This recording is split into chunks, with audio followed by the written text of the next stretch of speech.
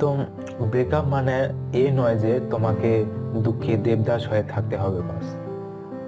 Breakup means তুমি নিজেকে আরেকটা নতুন চান্স দিচ্ছ নিজের লাইফটাকে বেটার করার জন্য, যাতে আজ থেকে 5 বছর বাদে বলো ভাগ্যিস সেদিন ব্রেকআপ হয়ে গেছিল, নইলে এত সুন্দর লাইফটা আমি পেতামই না। সবকিছু হওয়ার পিছনে একটা রিজন থাকে। সো ট্রাই টু আন্ডারস্ট্যান্ড, তোমার লাইফ অনেক বড়।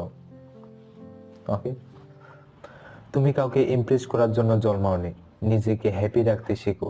নিজে হ্যাপি থাকো, তাহলে দেখবে সব হ্যাপিনেস পৃথিবী তোমার কাছে একা একা ছুটে চলে আসছে।